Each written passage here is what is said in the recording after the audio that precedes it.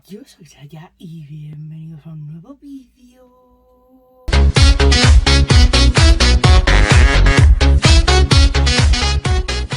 En este principio de mes ya os he traído, tenéis el canal Los Propósitos del 2023 y obviamente el siguiente vídeo que tiene que ir tras de ese, sí o sí, es las mejores lecturas de mi 2022.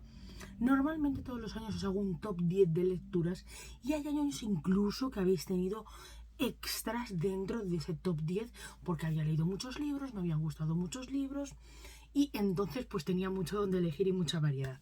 Este año no ha sido así, he leído muy poquitos libros, no sé, creo que no han llegado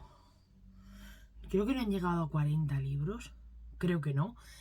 Entonces pues la verdad que pues no tenía mucho donde elegir. Además, este año las lecturas que he hecho no han sido terribles, no han sido malísimas, pero tampoco han sido brillantes, ni que yo considere que tienen que estar dentro de este vídeo, por lo que he conseguido sacar 5 lecturas que creo que deberían de estar en este top, o que me han encantado, o que han sobresalido dentro de todas las lecturas del año. Una de ellas la tengo arriba de la estantería, atrás del todo, por lo que vais a tener foto en el vídeo y ya está, porque si no tengo que morirme sacando cosas. No sé si lo hice también el año pasado, pero si no, este año va a ser. No voy a hacerlas por 5, 4, 3, no, os voy a decir estas son mis lecturas. Creo que cada una destaca por una cosa, pero creo que ninguna destaca por encima de las demás, así bastante ampliamente como para ponerla en el top 1. Entonces, pues bueno, os voy a ir diciendo y ya está. Entonces, para editar, que me viene mucho mejor, voy a hablaros del libro que no tengo aquí, pero que está dentro de mis mejores lecturas, y es Un reino de carne y fuego, si no me equivoco, de Jennifer L. Armentrout, segunda parte de Sangre y cenizas. Puck este año en concreto nos ha publicado este libro que os acabo de comentar, nos ha publicado Una corona de huesos dorados, que es la tercera parte de Sangre y cenizas, y nos ha publicado Una sombra en las brasas, creo que es el primer libro de una trilogía que es una precuela de Sangre y cenizas. Yo este año me he leído Un reino de fuego y sangre.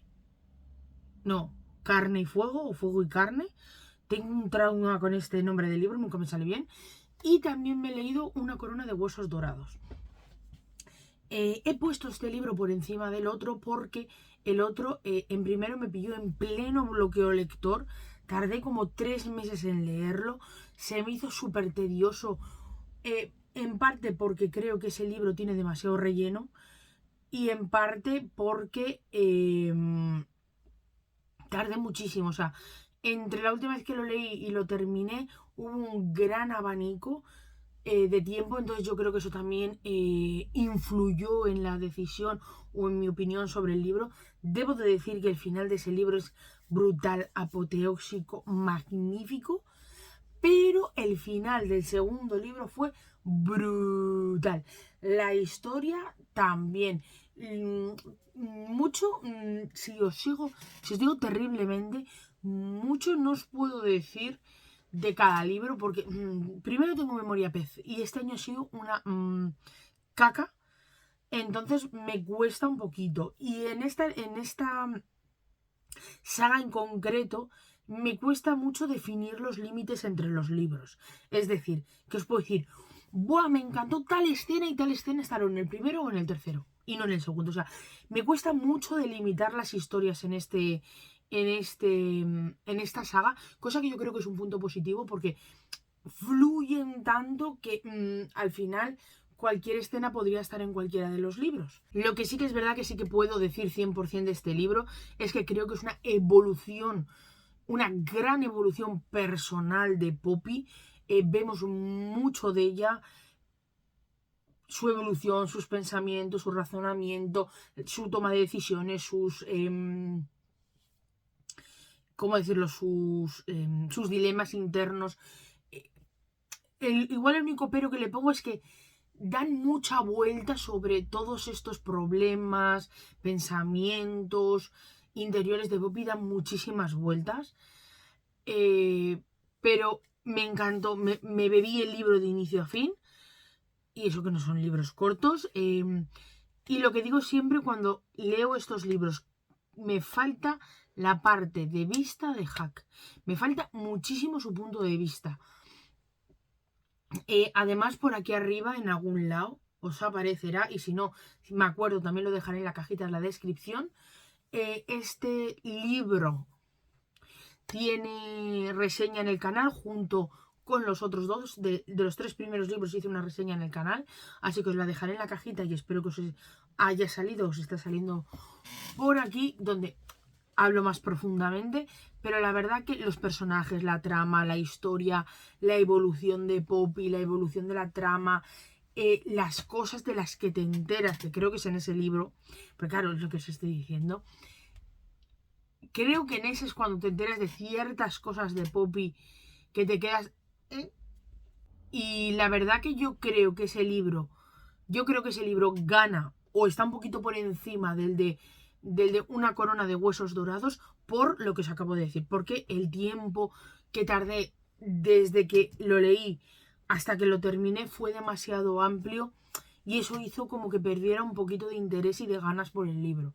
Pero aún así, tengo el 4.º libro en casa, tengo el primer libro de la precuela y en algún momento espero salir de este puñetero para el lector y poderme zambullir en la historia y seguir viendo qué pasa con Poppy y cómo va hilando y nos va trayendo más cosas Jennifer de esta historia.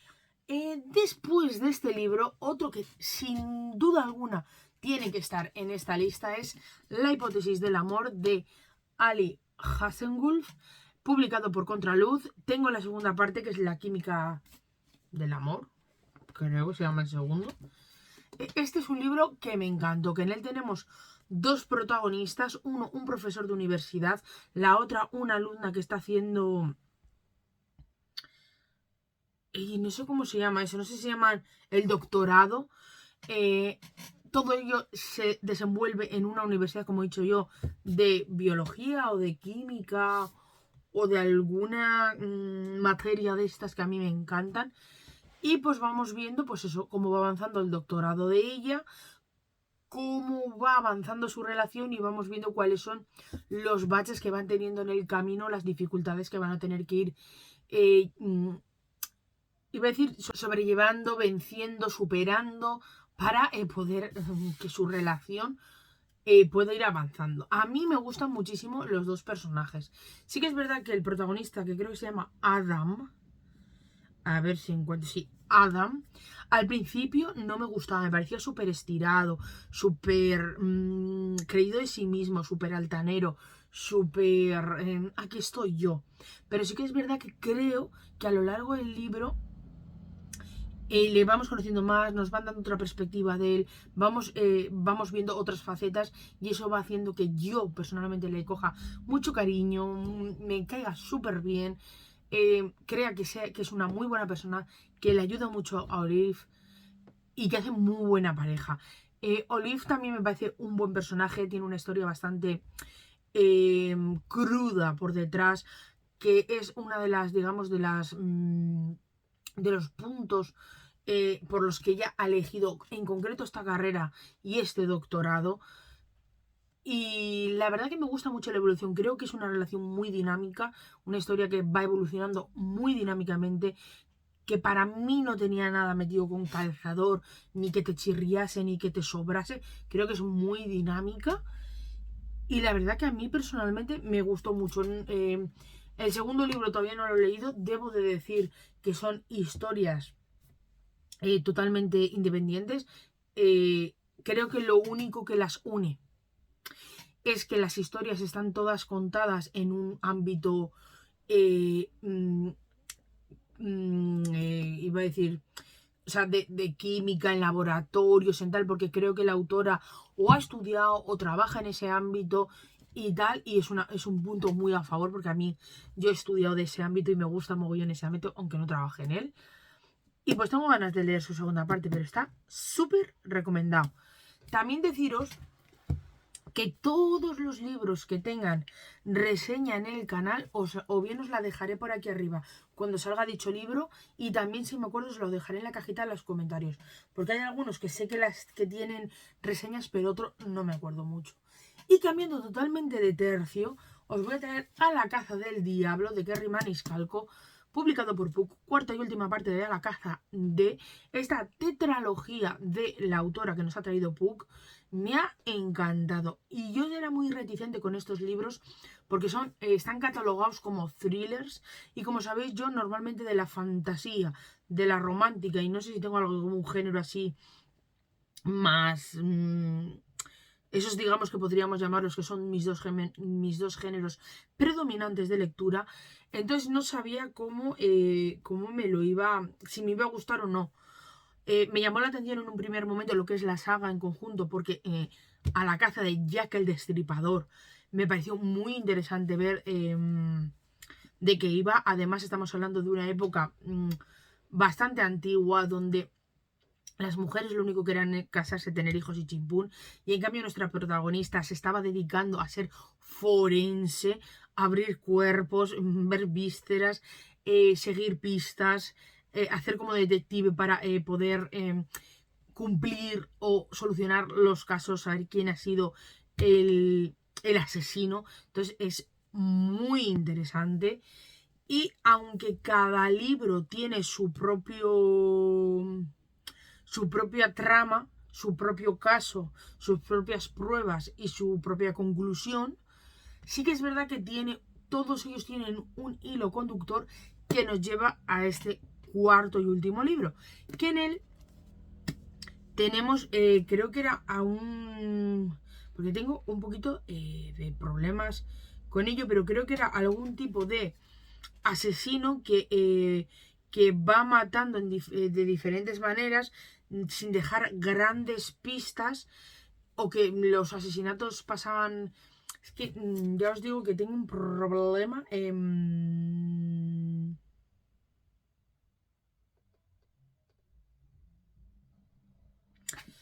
Tengo un problema con lo que viene siendo el caso en sí, pero yo creo que era un asesino que no dejaba pistas.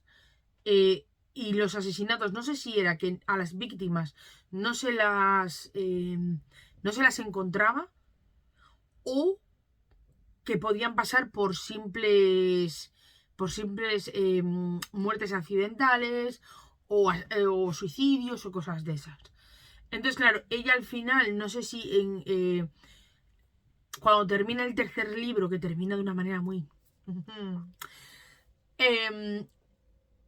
a su tío le hacen ir a Chicago, creo que es, o a Nueva York, o a Chicago, porque hay una serie de crímenes muy raros que quieren que él descifre. Y ella va para allí. Y pues se va a dar cuenta que como que ese asesino en serie ha estado o ha formado parte, o, o ha tenido alguna pequeña implicación en todo lo que ella ha ido tratando. Ya es en el de Jack el Destripador, el Príncipe Drácula y Houdini. Él, de una manera u otra, siempre ha estado implicado en algo. Entonces me pareció muy interesante ver cómo personalmente... También os digo que yo en estas cosas no soy lo más lumbreras que os podéis echar a la cara.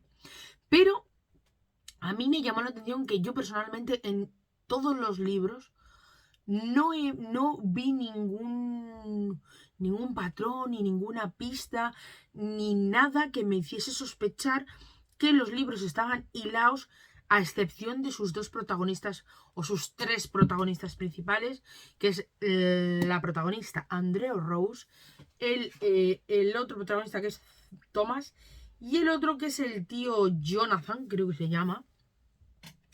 Aparte de eso, yo no preveía, no me paré a pensar que pudiese haber otro hilo conductor dentro de estos libros. Entonces, cuando vemos el hilo conductor, ¿en qué momentos ha estado? ¿En qué ha participado?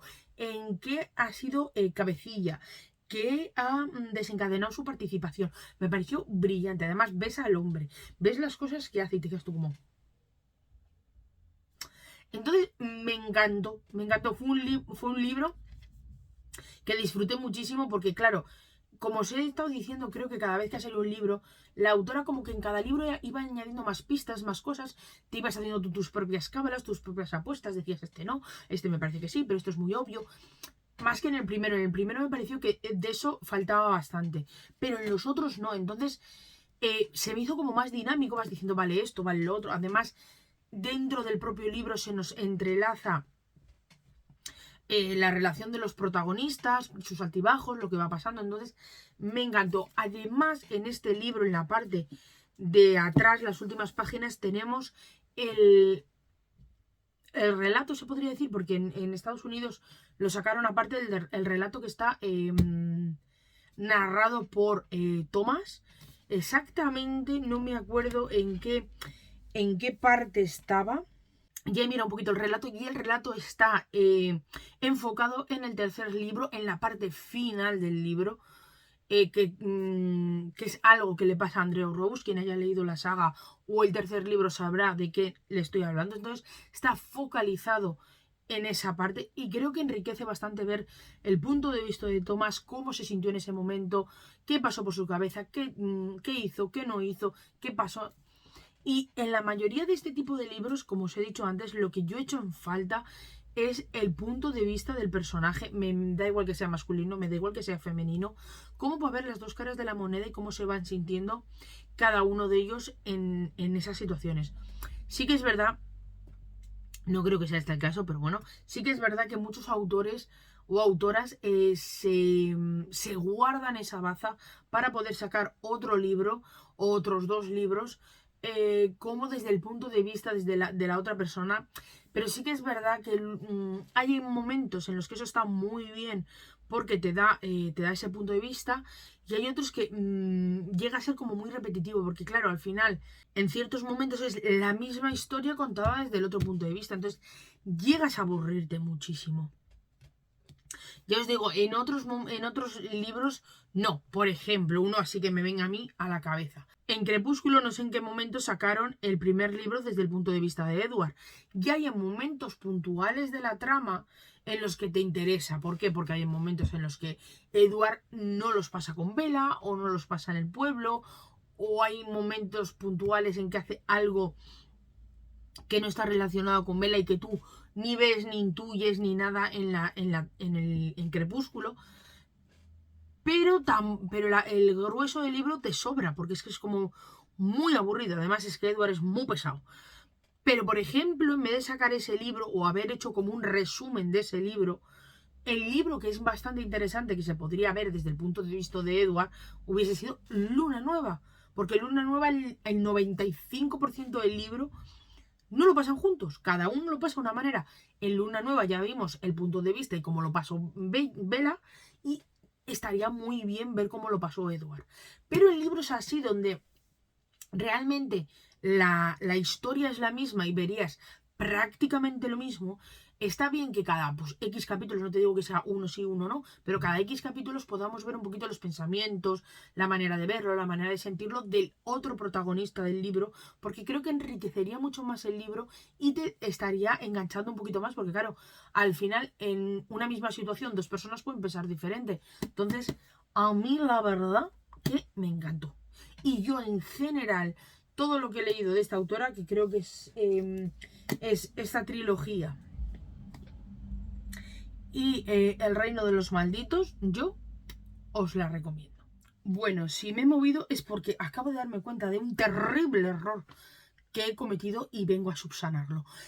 Como os iba a decir hace un momento, os estaba comentando hace un momento, la segunda saga, trilogía, que ha publicado esta autora es El Reino de los Malditos.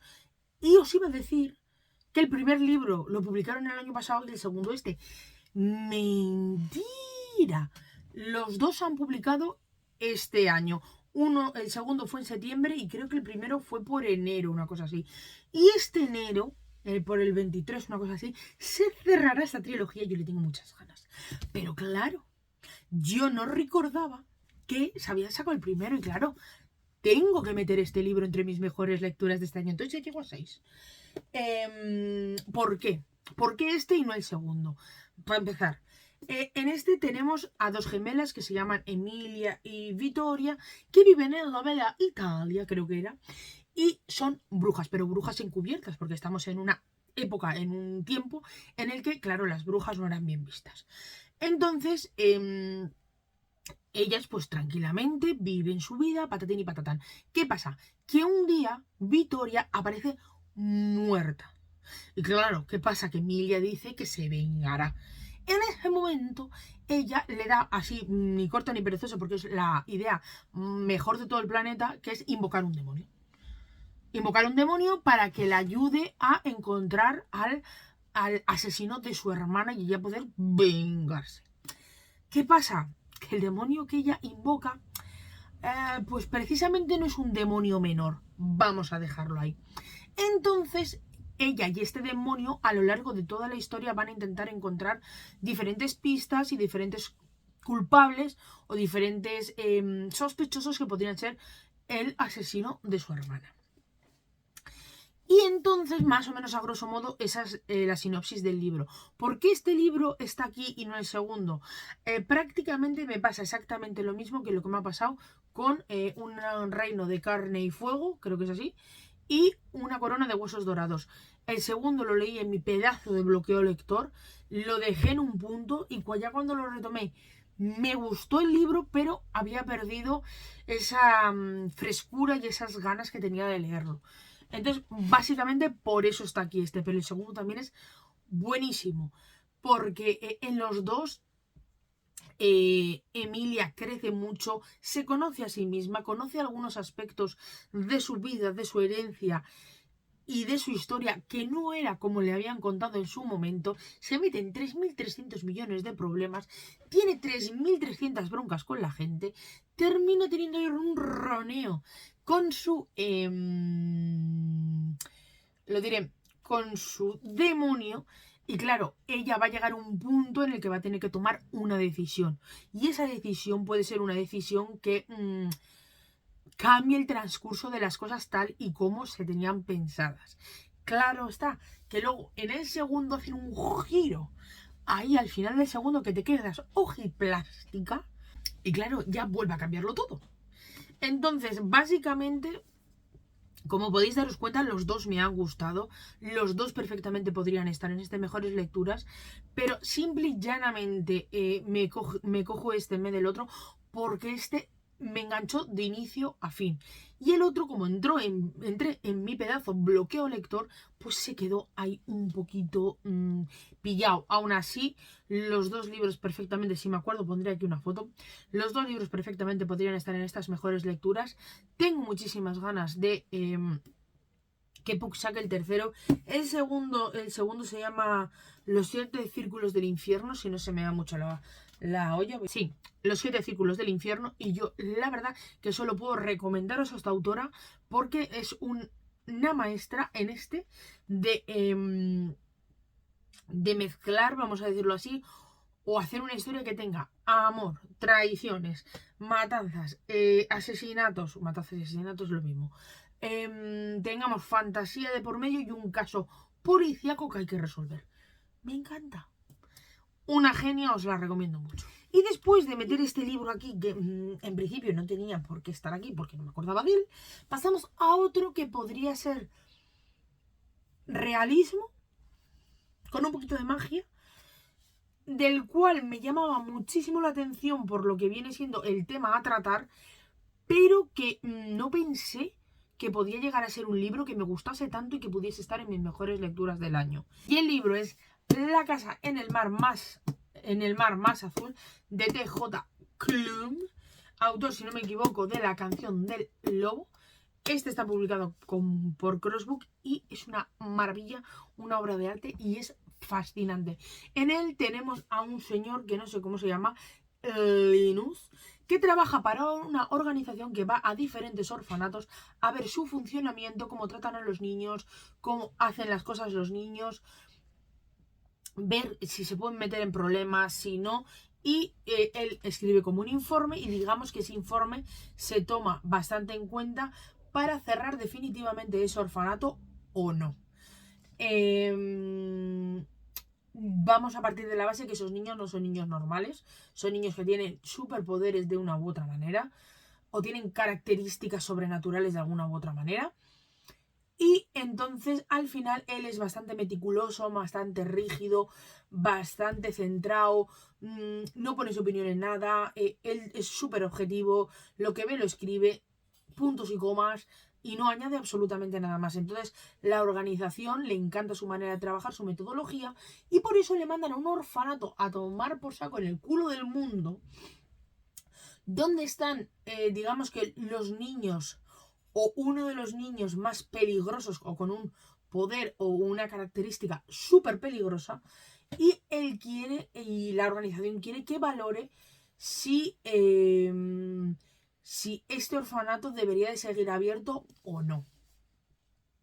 Y él pues va pues con la decisión de hacer lo que siempre hace. Ser objetivo, ver lo que está pasando y tal. ¿Cuál es el problema? Que este orfanato no se lo permite. Él se termina implicando, viendo el día a día de los niños, viendo el día a día del director, digamos, de una cuidadora. Y empieza a ver que no todo dentro de su organización es tan bonito. Entonces, a mí este libro me encantó por la evolución de Linus, por la evolución personal, por cómo pasa de ver su trabajo como un trabajo, como algo sota, caballo y rey, donde hay unos requisitos que rellenar, se rellenan y pasamos al siguiente, a darse cuenta de que hay personas. Y sí que es verdad que él, su trabajo hasta el momento lo hacía con el convencimiento de que lo que estaba haciendo estaba ayudando a esos niños, pero luego se empieza a plantear si todo lo que ha hecho hasta el momento ha sido lo más beneficioso para esos niños, o cómo se sentían esos niños, o qué hacían esos niños, o si podía haberlo hecho de alguna otra manera para que esos niños fuesen más felices. Entonces, me encanta la evolución de ese personaje, me encanta ver cómo esos niños empiezan de manera bastante distanciados, con miedo, con inseguridades, no confiando en él porque tienen muy malas experiencias con las personas, a abrirse, las interacciones, la relación que va creando él con cada niño, la relación que él va creando con el director, con la mujer esta. O sea, me encanta esa evolución, me encanta ver ese crecimiento. Y claro, tú al final eso lo extrapolas a la vida real, a cómo deberían o son, no lo sé, deberían o son la gente que va a los orfanatos, cómo deberían, o a las casas de acogida, me da igual, o lo que sea, cómo deberían de hacer su trabajo, que aparte de, evidentemente, tener que documentar y registrar ciertas cosas con ciertos parámetros, con ciertas rigideces, porque ahora al final no estamos hablando de que tienen dinero público, patatín y patatán, pero al final debería de primar la felicidad y la comodidad de esos niños por encima de si tú les das 20 o les das 30. Entonces me encantó esa parte humana del libro y por eso, como podéis observar, tiene muchísimos post-it y por eso es una de mis mejores lecturas. Y el último libro, pero no por ello ni es el mejor ni es el peor libro de todo este mejores lecturas, es Ciudad Media Luna, que esperaros cómo se llama, Casa de Cielo y Aliento, de la Sara. Escucharme, estos libros pesan más que yo y yo no peso poco. Si no me equivoco, Ciudad Media Luna, Casa de Tierra y Fuego, o Tierra y Sangre. Voy a dejar esto, no, aquí. Tierra y Sangre, si no me equivoco, estuvo dentro de mis mejores lecturas del 2021. Me gustó muchísimo y este no podía ser de otra manera. Son libros terriblemente grandes, o sea, tienen 800 y poco páginas, o sea, son libros kilométricos, pero el plus que tienen o lo bueno que tienen o lo que les hace tan buenos es que no siempre se focalizan en la historia de los que se podrían llamar los personajes protagonistas de esta historia, que son Bryce y Hunt, ¿es que se dice? O Atalar, que podría decirse que son los personajes centrales y principales de la historia. No se centran solo en ellos, luego tienes a Run, que es el hermano, tienes al licántropo que no sé cómo se llama, tienes al ser este marino, tienes a otras hadas. O sea, te quiero decir, al final tienes muchas historias abiertas, muchas historias que se van entrelazando unas con otras, te van como que resolviendo ciertas dudas, pero metiéndote otras para el siguiente libro. Entonces, es una auténtica maravilla de libro. Vas enganchando una historia con otra, te vas enganchando con uno y con otro, vas pensando qué le va a pasar uno y otro, y es como, ¿cómo va a terminar esto? No tiene pinta de que vaya a terminar bien.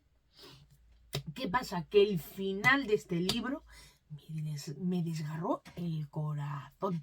O sea, no puede ser que este libro termine así. O sea, no. Y menos cuando la Sara todavía no sé si ha escrito, porque eso no lo sé, pero no ha publicado fecha para el tercero y supuestamente último de la saga. O sea, no, ¿qué hago yo con mi vida hasta saber cuál es la resolución de este final? A ver, no puede ser. No. Entonces es apoteósico. Y no os podría decir gran cosa más porque, claro, evidentemente entramos en spoilers, en cosas que no me acuerdo y en este tipo de cosas. Lo único que os tengo que decir, que os lo leáis. Que si no me equivoco, tiene reseña completa en el canal, que os la dejaré por algún lado. Y que es una maravilla, o sea, es una maravilla la evolución de la relación de Brave y Hunt. Las cosas de las que nos enteramos a lo largo de este libro. O sea, canelita fina. ¿Cómo se dice? No sé si llamarlo la resolución. La resolución no sería la... bueno, que nos enteramos quién es uno de los personajes de que esto como... ¿Excuse me? Es como, no me fastidies. Y vas viendo, pues eso, que diferentes protagonistas tienen que tomar diferentes decisiones que les van a acarrear ciertas consecuencias. Y entonces es como... me pierdo. Al principio sí que es verdad que son libros para mí muy complejos, con muchas tramas, con muchos personajes, con muchas subtramas dentro de la trama, con muchas subtramas dentro de las subtramas, y te quedas como, espere señora, que necesito boli y papel, espere señora. Pero cuando ya le vas cogiendo un poquito la chicha o el a la historia, fluye y no puedes dejar de leerla. El único pero que le pongo, que no es a la historia, es a la edición. ¿Por qué tienes que poner los capítulos a mitad de hoja? Ni no lo entiende. O sea, odio que un capítulo empiece en media, inferior, 3/4, me da igual. Odio que los capítulos empiecen a mitad de hoja. Presupongo que lo habrán hecho de esa manera, porque tiene una letra bastante pequeñita y de esa manera, pues claro, pueden como sintetizar un poquito más el libro que no poniendo todo en inicio de página, porque si no, pues si ya es largo, imaginaros. Pero aún así lo odio. Aunque también tengo que reconocer que llega un momento que te da exactamente igual, porque estás tan metido en la historia y tan metido en la trama que vas leyendo y te da exactamente igual donde empieza y donde termina, porque tú tiras. Pero aún así, por Dios, ¿por qué no podéis poner los inicios de capítulo como toda la vida? Pero bueno, os lo recomiendo. Y en algún lado, como os he dicho, os irán saliendo las diferentes reseñas que tengan estos libros en el canal. Y con esto, bueno, reseñas, dice opiniones. Y con esto termina el vídeo. No pensaba que me iba a salir un vídeo tan largo, pero qué raro con Loki, casco. Y bueno, voy a cortarlo rapidito porque tampoco quiero que esto se vaya a los 50 minutos. Hasta aquí el vídeo. Si os ha gustado, darle like. Si queréis ver mis países del canal, suscribiros. Si queréis que mi contenido pueda estar ahí, compartirlo, dejarme en comentarios cuáles han sido las mejores lecturas de vuestro 2022, de estos libros, cuáles habéis leído, cuáles no, cuáles os han gustado más, cuáles no, cuáles tenéis en vuestra wishlist o en vuestro TBR o cualquier otro tipo de comentario. Yo os prometo que en algún punto de mi existencia os contestaré, os leo, pero contestar pues soy más vagueta. Campanita para que os notifique cada vez que suba un nuevo vídeo y nos vemos en el próximo vídeo. Adiós.